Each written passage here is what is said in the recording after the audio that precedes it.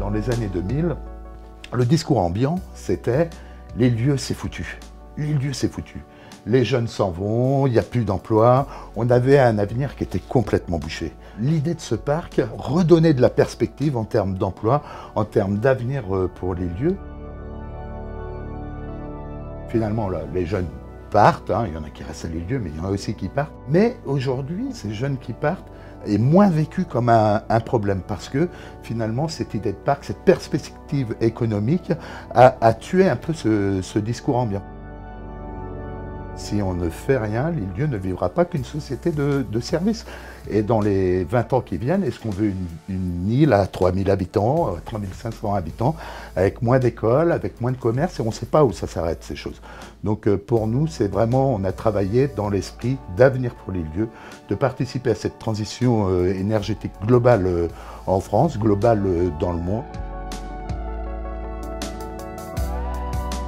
Notre acceptation, c'était avant tout d'avoir la maintenance à l'île-Dieu, ces emplois-là à l'île-Dieu.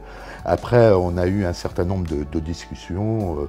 À un moment donné, le consortium voulait creuser le port d'1 mètre pour pouvoir rentrer ses bateaux à tout moment. Donc nous, on était opposés. On a réussi à leur faire entendre raison et de ne pas creuser ce port. Mais ça, c'est qu'un exemple des négociations qui ont eu lieu, des discussions. Il y a des affaires de cohabitation entre les uns et les autres, entre la pêche aussi qui a besoin de débarquer, donc sur des longueurs de pontons, etc. etc. Enfin, je peux vous dire que les discussions et les négociations étaient âpres. Voilà, on a défendu aussi notre position et puis les intérêts du port au-delà de ce projet.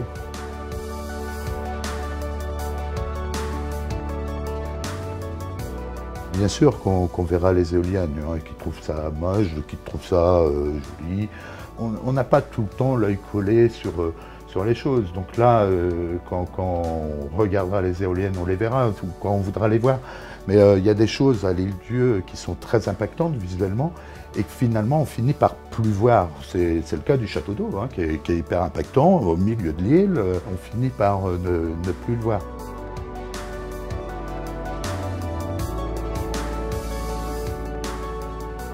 Le décret qui instaure cette prime date de 2012, donc 4 ans après les premières discussions. Donc à aucun moment cette affaire de prime est venue alimenter le débat ou en tout cas nous la prise de décision quant à ce projet. Si c'était la prime qui nous avait guidés, ben le parc, on aurait poussé un peu les marins pour qu'ils soient juste un petit peu plus nord pour exclure Saint-Jean-de-Mont du calcul et on aurait peut-être eu 200 ou 300 000 euros de plus.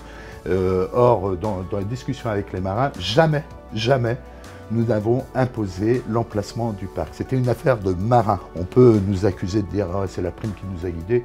Sincèrement, c'est pas ça du tout.